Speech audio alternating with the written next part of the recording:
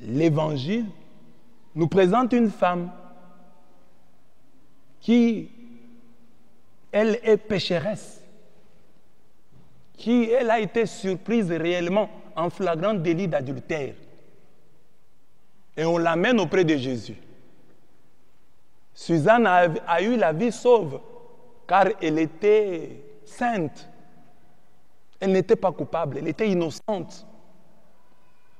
Mais cette femme est coupable. Et on l'amène auprès de Jésus. Nous sommes là dans Jean 8, 1 à 11. Où est passé l'homme? Comment ces scribes et pharisiens n'amènent auprès de Jésus que la femme seule? Parce que la loi de Moïse, sur laquelle ils se fondent pour accuser cette femme, la loi de Moïse, en Deutéronome 22, 22 à 24, dit ceci. Si l'on prend sur le fait un homme couchant avec une femme mariée, tous deux mourront. L'homme qui a couché avec la femme et la femme elle-même. Tu feras disparaître d'Israël le mal. Tu feras disparaître d'Israël le mal. Si une jeune fille vierge est fiancée à un homme, qu'un autre homme la rencontre dans la ville et couche avec elle, vous les conduirez tous deux à la porte de cette ville et vous les lapiderez jusqu'à ce que mort s'en suive. La jeune fille, parce qu'elle n'a pas appelé au secours dans la ville, et l'homme, parce qu'il a usé de la femme de son prochain. Tu feras disparaître le mal du milieu de toi. Donc la loi de Moïse, sur laquelle les scribes et les pharisiens se fondent pour accuser cette femme, pour la lapider, la loi dit il faut lapider et l'homme et la femme. Il faut lapider les deux coupables. Mais ici, ils amènent la femme seule. Et ils disent à Jésus, dans la loi, Moïse nous a prescrit de lapider ces femmes-là. Ce n'est pas ce que Moïse a dit dans la loi. Moïse a dit dans la loi qu'il faut lapider et l'homme et la femme qui ont commis l'adultère. Est-ce qu'il vous a dit de laisser l'homme? Et pourquoi vous ne dites rien sur l'homme? Et pourquoi vous ne demandez même pas à la femme? Femme, dis-nous, cet homme-là, c'est qui? On doit le lapider avec toi. Non? Il ne se pose pas la question sur l'homme, c'est la femme.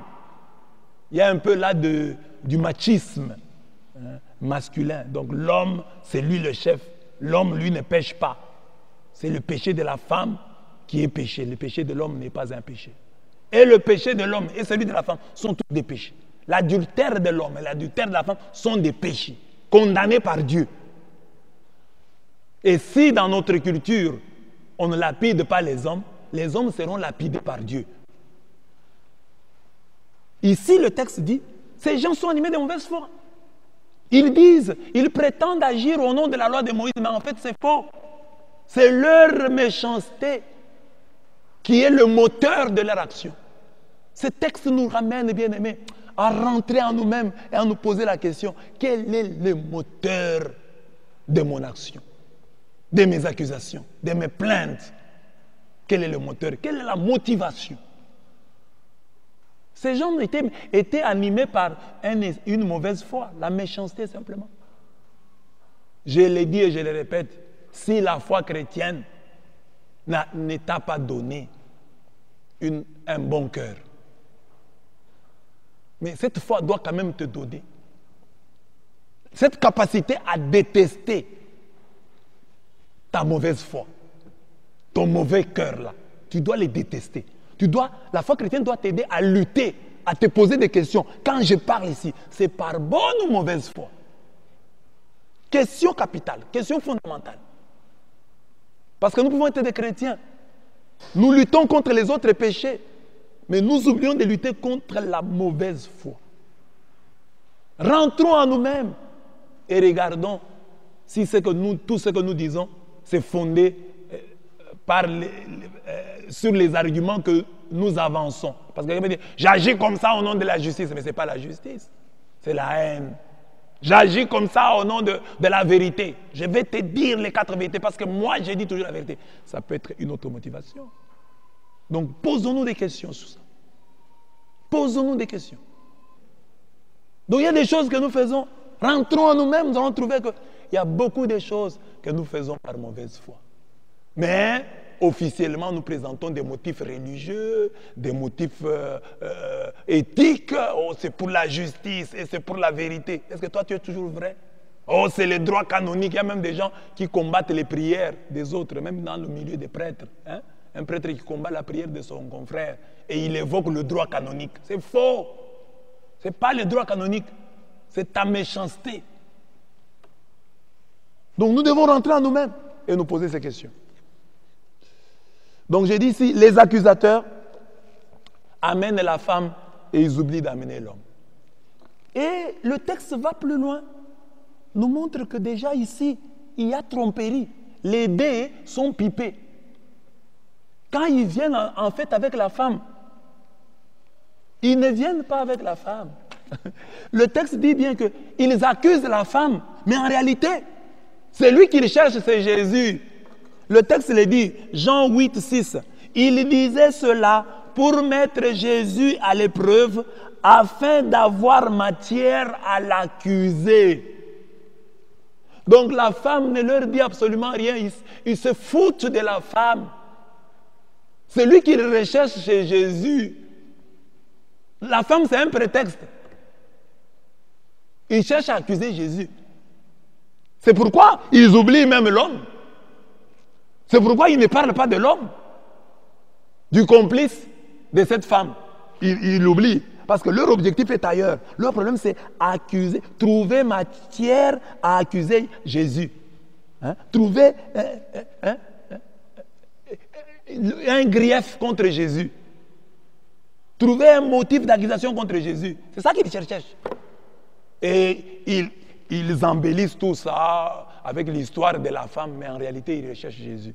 Et ce que je te dis, ce que je te répète, j'ai dit, quand les gens viennent accuser ta femme, au-delà de ta femme, de ta faute, vraie ou fausse, c'est toi qui les recherches. Quand tes femmes viennent accuser ton mari, oh, telle fille est venue me dire ici qu'il t'a vu là à l'université avec telle fille, avec telle autre fille. On t'a vu dans tel bistrot avec telle fille. Celle qui te raconte là, c'est lui ou celle qu'elle cherche, c'est toi. Elle te combat aussi. Ce n'est pas pour te faire du bien. Parce que dès que tu apprends ça, tu vas faire quoi? Tu vas créer des problèmes dans ton couple. Est-ce qu'ils sont allés d'abord parler au mari? Parce que s'ils t'aiment en réalité, ils vont aller parler à ton mari. Oh, le mari de notre ami. En tout cas, nous t'avons vu dans telles conditions, il faut abandonner parce que si tu continues, nous pouvons dire à ta femme. Ils n'ont même pas fait cette démarche. Directement les accuser. C'est pourquoi ils te cherchent.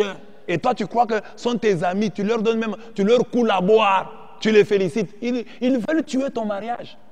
Il y a des femmes qui ont regretté. Hein. Les femmes qui venaient leur raconter les histoires au sujet de leur mari. Donc, une amie qui vient là, oh, ton mari a fait ceci. Et après un temps, la femme a commencé à croire. Elle a créé des problèmes dans son couple. Et elle est partie. C'est l'ami là qui racontait l'histoire qui a pris sa place. Chacun aura pour ennemi les gens de sa propre maison. Ne fais confiance à personne. Quand ils accusent ton mari, c'est toi qu'elle cherche, c'est toi qui le cherches. Quand ils accusent ton pasteur, c'est toi qui le cherches. Ne te mets pas de leur côté.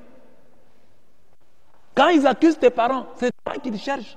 Tu auras des problèmes avec tes parents, ils risquent de te maudire. Il faut toujours être intelligent pour se souvenir de ces textes. Jean 8, 6. Il disait cela pour mettre Jésus à l'épreuve, afin d'avoir matière à l'accuser. Il cherche la matière. C'est ce que toi tu vas dire qui sera le plus important. La femme là, c'est juste un paravent. Mais le vrai problème, c'est toi. Sois donc, aie le discernement, aie l'intelligence pour découvrir cela. Les accusateurs sont des disciples de Satan. Parce que dans la Bible, Apocalypse 12, 10 dit, présentant le diable, il l'appelle l'accusateur de nos frères, qui les accuse jour et nuit devant notre Dieu. Il y a des chrétiens qui prient bien, qui prêche bien. Mais quand il se retrouve devant votre supérieur commun, il vous accuse directement ou indirectement. C'est ça leur travail. Quand tu es chrétien et qu'au travail, à l'université, à l'église, en famille, tu joues ce rôle-là d'accusateur. Tu es un disciple du diable. Parce quelle est l'attitude normale d'un chrétien? Je vois mon ami, mon confrère, mon condisciple en train de mal se comporter. Je dois d'abord lui parler. Avant de porter l'affaire aux autorités, je lui parle, j'essaie de le convaincre, je prie pour lui, je jeûne même pour lui. Alors quand j'aurai prié et jeûné sans succès, conseillé sans succès, alors et alors, en dernière instance, je peux aller l'accuser si justement je vois que sa faute-là peut conduire par exemple à la ruine de l'entreprise, etc. Mais quand notre tendance, nous avons cette propension à accuser trop vite les autres, nous sommes des disciples de Satan. Parce que c'est lui qui nous accuse jour et nuit auprès de notre Dieu. Dans ton milieu de vie, ne sois pas un accusateur. Là où tu vis, ne sois pas un accusateur. Sois un défenseur des autres. Un chrétien ne doit pas être un accusateur. Sur le lieu de travail, tu es chrétien, tu pries dans une église, tu as même un ministère, tu as des responsabilités. Mais sur ton lieu de travail, on te considère comme un accusateur. Et tu appelles ça la justice. Ce n'est pas la justice. Est-ce que tu as appelé la personne? Tu lui as parlé? Tu as prié pour la personne? Tu as jeûné pour elle? Alors si tu as parlé à la personne, tu as prié pour elle, tu as jeûné pour elle, alors là, tu as le droit d'aller l'accuser. Mais tant que tu ne l'as pas approché, tu ne lui as pas parlé, tant que tu n'as pas prié pour elle, tant que tu n'as pas jeûné pour elle, ne l'accuse pas. Qu'est-ce que Jésus fait? Comme ils sont en train d'accuser la femme, Jésus s'incline. Mais Jésus, se baissant, s'est mis à écrire avec son doigt sur le sol. Il y a plusieurs interprétations qu'on donne à ce geste de Jésus. Jésus écrivant sur le sol, c'est une manière de leur dire la faute ou les fautes de vos frères et de vos sœurs, écrivez-les sur le sol. C'est-à-dire écrivez-les sur le sable pour que les vents viennent les emporter. Écrivez-les pour oublier. Oubliez-les. Ne tenez pas trop rigueur à vos frères et sœurs. Vous êtes aussi des pécheurs. Ça, c'est la première interprétation. Mais il y a une deuxième interprétation. Il y a des gens qui disent que Jésus, connaissant tous ces vieux-là, qui accusaient la femme, toutes ces personnes-là, les scribes et les pharisiens qui étaient là, puisque Jésus sait ce qu'il y a dans l'homme, il est Dieu, Jésus a commencé à écrire les péchés de chacun.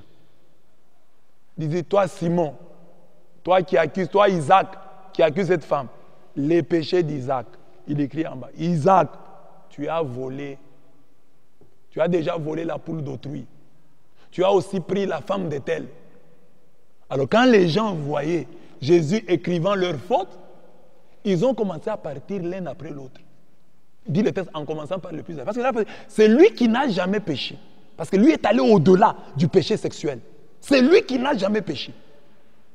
Qui lui jette la première pierre. Qui lui jette à cette femme la première pierre. Il va au-delà du péché sexuel. Parce que, et ça, c'est une révolution qui n'a jamais changé les chrétiens. Parce qu'aujourd'hui, les chrétiens, tous les chrétiens sont focalisés sur le péché. Le péché originel, c'est notre point focal. Le péché sexuel plutôt. C'est ça notre point focal. Le péché sexuel. Ils ont amené cette femme pour une faute sexuelle. Mais Jésus va au-delà, dit que c'est lui qui n'a jamais péché, lui jette la première pierre. Car la loi ne se résume pas ou ne s'épuise pas dans le 6e commandement. Il y a d'autres péchés. Regardez dans nos vies. Tous les scandales que nous avons dans les églises sont souvent des scandales sexuels. Pourtant, il y a des scandales caritatifs. Un pasteur qui n'aide pas. On devrait dire, ce pasteur n'aide pas les gens. Mais si on dit, ce pasteur n'aide pas les gens ne vont pas quitter l'église pour ça. Les gens quittent l'église parce que le pasteur, oh, il est sorti avec telle fille. Ça soit vrai ou faux. C'est ça qui fait quitter les gens à l'église. Mais le fait que les pasteurs n'aident pas les gens, bon, ça c'est pas grave. 6e commandement. Dieu n'en a même pas fait le premier commandement. Je ne veux pas dire que le péché sexuel n'est rien. Non, je veux simplement dire que comme chrétiens, nous devions opérer cette révolution avec Jésus en disant, oui, c'est grave, le péché sexuel. Mais il n'y a pas que ça. Il n'y a pas que ça. Que les gens qui n'ont pas de problème sur le plan sexuel ne se considèrent pas comme des saints. Le diable n'a pas de femme. Hein. Le diable n'a pas de femme. Vous connaissez le nom de la femme du diable? Le diable n'a pas de femme. On n'apprend pas que le diable, oui, il y a ces démons-là, on appelle démons succubes, mais le diable lui-même comme ça, on dit, oh, le diable a suivi. Non, il est chaste. Le diable est chaste. Il n'y a pas de dossier des femmes. En tout cas, dans la Bible, il n'y en a pas. Dossier des femmes, où le diable est allé suivre la femme de quelqu'un, non. Le diable se respecte. Sur le plan sexuel, il se respecte vraiment. Mais est-ce qu'il est saint pour autant? Non! Parce que c'est ça. L'épicentre de la chrétienté, c'est le 6e commandement. Or, la Bible dit ceci. Quiconque observe toute la loi, mais pêche contre un seul commandement, devient coupable de tous. En effet, c'est lui qui a dit, tu ne commettras point d'adultère. Et Paul commence par là. Hein. C'est lui qui a dit, tu ne commettras point d'adultère. A dit aussi, tu ne tueras point. Or, si tu ne commets point d'adultère, mais que tu commettes un meurtre, tu deviens transgresseur de la loi. Donc, obéir à la loi de Dieu, c'est obéir à toute la loi. Toi qui es un pécheur, tu ne peux pas venir avec un autre pécheur auprès de Jésus en disant, je viens l'accuser. Toi aussi, tu es pécheur. Tu es aussi pécheur. Quand tu te souviens de ces péchés sexuels, souviens-toi aussi de tes péchés contre la fraternité, contre l'amour. Ils sont nombreux. Alors sois humble. Tu n'es pas innocent parce que tu n'as pas de péché sexuel. Et il y a des gens dans la vie qui ne pêchent pas sexuellement, pas par conviction, mais par manque d'occasion. Il y a des gens qui se disent, oh, est-ce que vous m'avez déjà entendu, moi, faire ceci? Mais tu n'es pas beau et tu n'es pas belle. Tu as moins de tentations que les gens qui sont beaux. Alors tais-toi.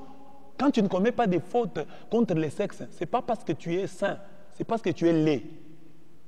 Ou parce que tu es laide. Tu as moins de tentations. Alors, quand tu vois une fille belle là, hein, oh, elle tombe. Bon, je ne dis pas qu'il faut justifier ça, mais je dis il faut être compréhensif envers elle parce qu'elle, elle a plus de tentations que toi. La même chose, quand tu vois quelqu'un qui a beaucoup d'argent, qui a beaucoup de succès, donc lui, les femmes les suivent. C'est pas comme toi, un pauvre de rien du tout. Quelle femme te suivrait, toi? Même si tu en as un petit nombre, et celles qui vont te suivent avec des problèmes. Il peut être aimé par une femme ministre. C'est une grande tentation. Par la fille d'un ministre. La fille d'un ministre aime un frère, un chrétien, un musicien. C'est une grande tentation. Plutôt que toi qui es aimé par les filles de ton quartier là. Dans la banlieue sud de ta ville là. Dans la banlieue là. Dans le fin fond là. Une telle fille quand il t'aime va te faire beaucoup de dépenses. Mais le musicien chrétien ici, qui est célèbre, qui est connu, peut être aimé, tenté par la fille d'un ministre qui lui donne de l'argent, qui la sponsorise, qui sponsorise la sortie de son album et qui lui demande, entre guillemets, un service sexuel. Tu vois que la tentation est grande. Alors il ne faut pas trop condamner les autres. Ah moi, non! C'est ce que l'ange dit hein, au diable, quand le diable accuse Josué, le prêtre. Dit, Josué, là, c'est un tison tiré du feu. C'est un tison tiré du feu. Même s'il a de la saleté, ses habits sont sales, il a été tiré du feu. Soyons donc honnêtes quand nous devons juger les autres. Je donne souvent ces témoignages. Moi, j'étais encore séminariste à Lubumbashi. Et j'amène dans mon quartier un de mes amis qui est devenu prêtre à Lubumbashi. Hein, lui est très beau. Il est beau. Je l'amène chez nous à la maison. Alors dans notre quartier, les gens le voient hein, et les gens l'apprécient. Les filles de mon quartier disent « Oh !» Elles s'étonnent. Elles disent « Oh, lui aussi est séminariste. » Je leur dis « Oui. » les filles de mon quartier regrettaient parce qu'elles se disaient, mais lui, il est très beau. Comment un homme, un si bel homme, peut-il s'engager pour devenir prêtre et vivre célibataire? La pointe, c'était que, bon, vous, là, vous parlez de moi, sans me le dire, que moi, avec ma formation physique, j'ai mérité bien d'aller dans ces choses. Mais pas lui. C'était une manière de me dire que lui était plus beau que moi. Et moi, je dois comprendre, quand j'apprends que celui-là est tombé dans un péché, je dois comprendre que lui a plus de tentation que moi. Parce que quand nous étions jeunes, il est venu dans mon quartier et les filles de mon quartier l'ont apprécié. Les filles qui vivaient avec moi, qui ne m'ont pas apprécié moi, mais qui l'ont apprécié lui parce que lui avait une beauté qui attirait leur regard. Alors je dois être humble. Si je tiens encore debout, c'est aussi à cause de ma formation, de ce que je suis. La même chose aussi pour toi et pour moi. Nous ne devons pas penser que puisque nous n'avons pas de problèmes de tel côté, du côté affectif, c'est que nous sommes saints. Non, nous pouvons être saints par manque d'occasion et non par conviction. C'est ainsi que j'ai dit que tu n'es pas saint, tu n'es pas sainte. Tu manques seulement des occasions de péché. Attends, quand tu seras beau comme Absalom. Alors tu pourras dire oui, j'ai des tentations et je tiens. Tu n'es pas beau comme Absalom. Et tu fais beaucoup de bruit. Tu n'as pas les tentations d'Absalom. Absalom était beau. On dit de la pointe des pieds au chevet de la tête, il était beau. Alors quand tu as la beauté d'Absalom et que tu es chaste, tu te maintiens, tu n'as pas de péché sexuel, tu peux encore te glorifier. Non, Dieu m'a donné cette beauté, malgré la beauté, je suis resté saint. Tu n'es pas saint. Tu manques seulement des occasions de péché. Attends quand tu auras l'argent comme Salomon. Salomon avait beaucoup de femmes, il avait des moyens. La reine de Saba a quitté chez elle pour venir le voir. Tu n'as pas l'argent. Quand tu es debout, prends garde, tu vas tomber. Attends quand tu auras le haut commandement, comme Mobutu, parce que c'est facile de condamner Mobutu, comme Kabila, comme Fachi. Alors là, tu pourras condamner. Oh non, Mobutu a tué. Mais toi, tu n'as pas le haut commandement militaire, mais avec ta bouche là, c'est une véritable mitrailleuse. Tu tues avec la bouche. Alors si on met à ta disposition toute une armée, mais tu vas aussi tuer beaucoup de gens. Parce que déjà, tu injuries tel, et bien Menaya Koufa, pas Kundaye. Alors, Obomina mon côté. Tu l'as tué avec ta bouche. Alors maintenant, si tu as une arme, tu peux tuer. Il y a même des gens qui disent, moi, si j'avais une arme, j'allais tuer tel. Mais c'est parce que tu ne l'as pas. Alors ne critique pas Mobutu. Ne critique pas ceux que tu prétends qu'ils ont tués. Qui ont eu le haut commandement. Qui étaient des commandants en chef de l'armée. Ne les critique pas trop vite parce que dans les mêmes conditions, tu ferais pire qu'eux. Alors soyons humbles. Soyons humbles. N'accusons pas des autres. Ah, la femme, on doit lui jeter la pierre. Non, on doit la lapider. Non. Rentre en toi-même et dis-toi, dans les mêmes circonstances, que ferais-je? Et nous terminons cette méditation en parlant de la miséricorde de Jésus. Jésus est le juste qui n'a jamais péché. Il se retrouve maintenant avec la femme la pécheresse. La miséricorde rencontre la misère. La sainteté rencontre le péché. Comment ce match va-t-il se solder? Par quel score? Jésus pardonne à la femme. Il ne lui jette pas la pierre. Lui, il est juste. Lui, le saint, dont la sainteté était même reconnue par les démons. Les démons voyaient Jésus dire, nous te connaissons, tu es le saint de Dieu. Toi, si les démons te rencontrent, si les démons me rencontrent, il va trouver certainement une petite erreur dans ma vie, une petite bête. Un talon d'Achille dans ma vie. Mais dans la vie de Jésus, le diable n'a trouvé aucun talon d'Achille. Et il reconnaissait, je te connais Jésus, tu es le Saint de Dieu. Mais celui dont la sainteté était même reconnue par les démons, il est en face d'une pécheresse. Et il lui pose la question. Où sont-ils? Ils sont partis? Personne n'est à condamner? Et le saint, le juste, la miséricorde qui rencontre la misère, lui dit, moi non plus, je ne te condamne pas. C'est-à-dire, je ne te jette pas une pierre, je ne te lapide pas. Comme me le demande la loi de Moïse, je ne te lapide pas. Je ne te jette pas une pierre. Mais je ne te jette pas non plus de fleurs. Je ne te jette pas non plus de fleurs. Va, désormais, ne pêche plus. Ne pêche pas. Change de vie. Tu as reçu la miséricorde de Dieu. Dieu t'a pardonné. La miséricorde de Dieu a effacé ta misère. La sainteté de Dieu a englouti ton péché. Alors va et désormais ne pêche plus. Change de vie. Voilà la parole de Jésus pour nous ce matin. Quand la miséricorde de Dieu rencontre notre misère, la miséricorde de Dieu engloutit notre misère. Mais en engloutissant la misère, cette miséricorde ne nous jette pas la pierre. Mais elle ne nous jette pas non plus des fleurs. Elle nous demande de changer. Les gens qui sont convertis comme cette femme, ce sont là les véritables conversions. Aujourd'hui, nous aurons des convertis du coronavirus. Bon, ce ne sont pas vraiment des bons convertis. Bon, ce seront des convertis de la peur.